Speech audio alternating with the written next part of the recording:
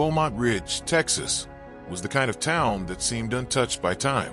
Streets lined with tall oak trees stretched between modest homes, each with a small, neatly trimmed lawn. On quiet evenings, the hum of passing cars mingled with distant dog barks and the occasional laughter of children playing in yards. It was a town that prided itself on familiarity, on the predictability of life, and on its tight-knit community. Jake Tran had returned to Beaumont Ridge after a decade of service overseas. A former Marine, he carried with him the discipline, resilience, and the quiet weight of experience that came from life in conflict zones. Standing 6 feet tall, lean but muscular, with short black hair, brown eyes, and the calm composure of someone who had seen much and endured more, he was a familiar figure in the community.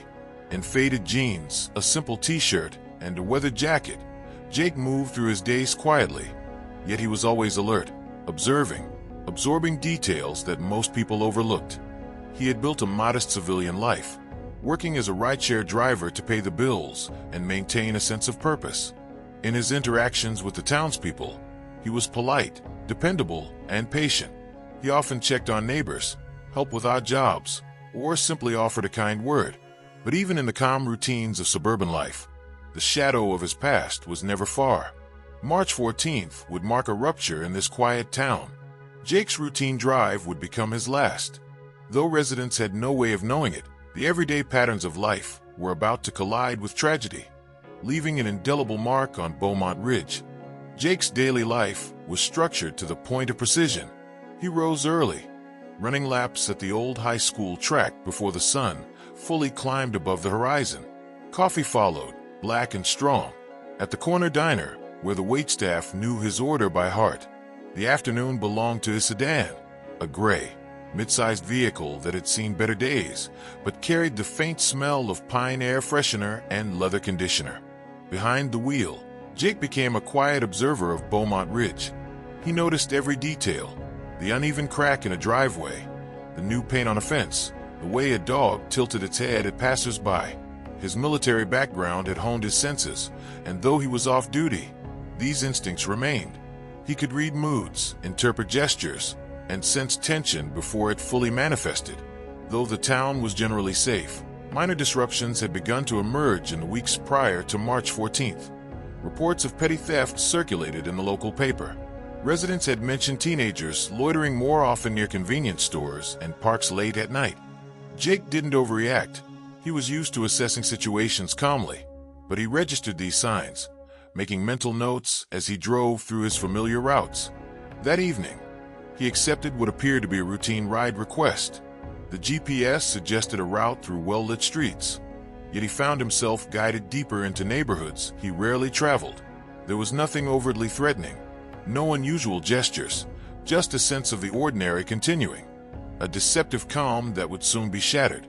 Driving slowly, Jake observed the town in minute detail. The sun was low, casting long, soft shadows across the streets. Lawns glowed golden, and small gardens spilled colors along the sidewalks. Children's bicycles leaned against fences. A dog barked in the distance. The subtle hum of engines and the distant laughter of neighbors created a rhythm he found oddly comforting. Jake often reflected on these moments. After the chaos of service overseas, there was a meditative quality in watching everyday life unfold. Even simple acts, like a mail carrier delivering letters or a neighbor watering roses, were grounding. The contrast between this quiet, civilian life and the unpredictability of war zones sharpened his awareness. Though nothing seemed amiss, the evening carried a latent tension, not in the streets themselves, but in the shifting patterns Jake had noticed in the weeks prior. His intuition, honed by years of training, suggested that something unexpected could occur, though he could not yet name it. Jake's routines extended beyond driving. At the diner, he sipped coffee while watching the comings and goings of the town. The low hum of conversation, the clatter of dishes, and the aroma of frying bacon provided a sense of normalcy. Small gestures, like tipping the waitress or greeting patrons, reaffirmed his place in the community. Meanwhile, other town residents continued their daily lives.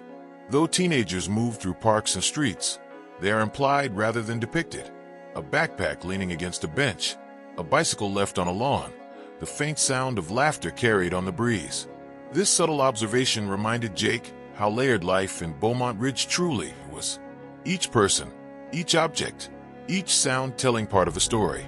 Afternoons in Beaumont Ridge carried a rhythm of their own. Parks and playgrounds, usually filled with children, were now quiet. A lone swing moved gently in the wind.